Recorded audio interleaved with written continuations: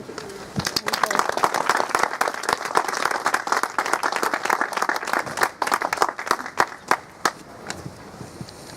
Good morning, and thank you to Ashley and JFM for allowing me to speak and inviting me to speak today. Firstly, let me thank you for the opportunity in inviting me here today to stand among such wonderful men and women who have survived and dodged so many difficult hurdles that life has thrown at them down through the years. Despite this, you have all risen above like a phoenix from the flames, standing tall and standing together, no matter what. Politics is for politicians, and we should not let that creep in and divide our various support groups. We, as survivors, should remain branded together as one. In the immortal words of "United we stand, divided we fall." I can't hear you.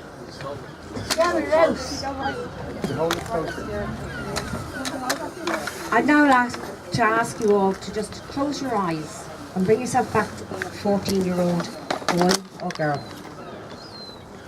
Let me tell you a story. When I was a young teen, I was asked by a doctor did I want to break away from home to a place where girls my own age could carry on my schooling and get help for their problems they were experiencing at home. Well, I jumped at it, imagining visions of St. Trinian's type place in my head, and landed myself in Green on High Park. Schooling never happened for me, but did for others, not many mind you. The change in my life was unimaginable. I went from living at home to barred windows, heavy work, inadequate meals, little medical interventions, and no lessons in life skills. I now lived with the ever-present fear of being sent here to Sean McDermott Street and never getting out, as one nun used to tell me almost every single night. So off I was, down to the laundry. The whole atmosphere of the heat, the noise, was terrifying to me. So much happened to me while I was there. Fast forward now to the present time. Thank God for Google, because this is where I found Professor James Smith. Through him, I made contact with a wonderful young lady called Maeve, JFM, and Mary, who became my lifesavers. I knew nothing of the fight they had been waging against the Catholic Church and the Department of Justice, and I wanted to become part of their cause if they would include me. Being half Cork, a rebel, thankfully they included me, and I became a rebel with a cause. Justice for all survivors, then, regardless. And in the words of Eleanor Roosevelt, never allow a person to tell you no who doesn't have the power to say yes. So with advice and support, I was up and running again, and this time I found a firm of legal eagles to take our case pro bono, i.e. that was for free.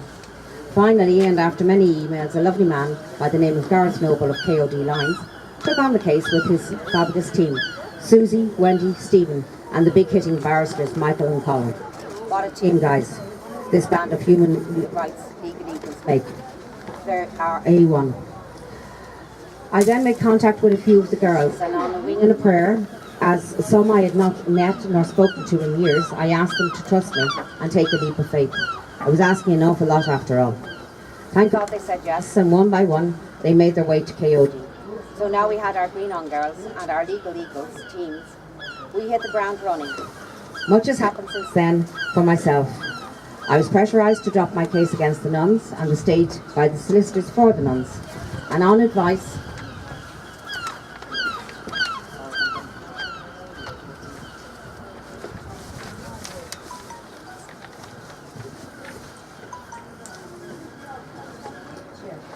I was asked to drop my case because the statute of limitations might apply.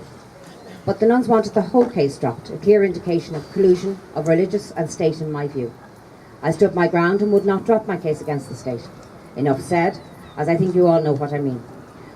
We also had a High Court case recently brought against the Department of Justice, and after almost 4 years of extreme stress and strain on the ladies involved, the High Court delivered its judgment on the 28th of July and found in their favour.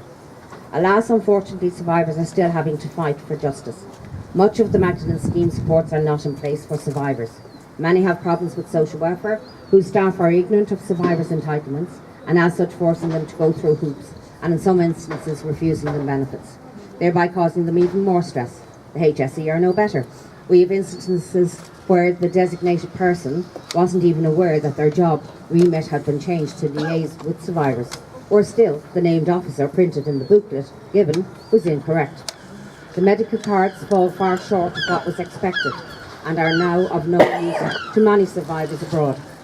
Why can't the government make some arrangement with VHI, for example, to give top plan cover for those abroad? After all, what medical cover is in place for all of our embassy staff across the globe? Bet they are not left on trolleys or on long waiting lists for medical attention, whatever their ailment may be.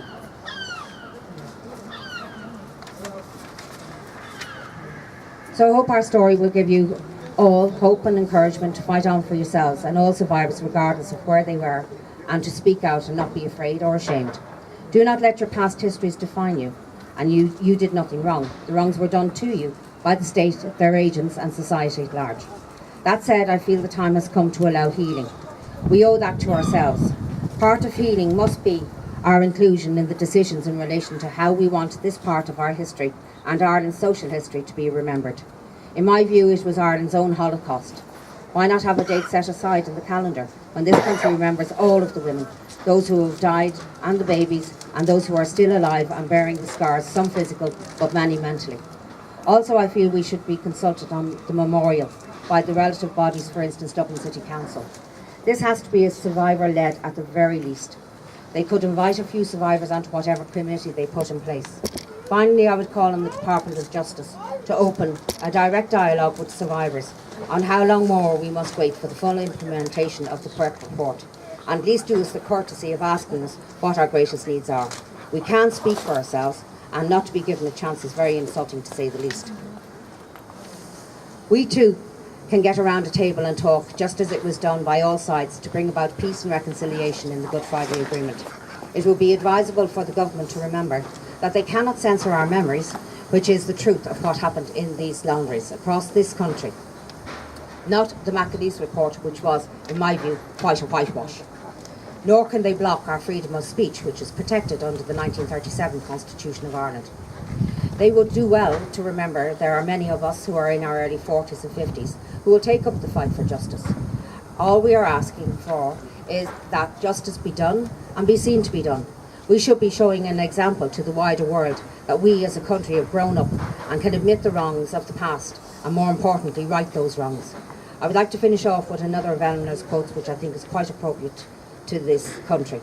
Anyone who knows history, particularly the history of Europe, will, I think, recognise that the domination of education or government by any one religious faith is never a happy arrangement for the people. Sometimes I wonder if we will ever grow up in our politics and say definite things which mean something, or whether we shall always go on using generalities which everyone can subscribe to and which have very little meaning. Thank you.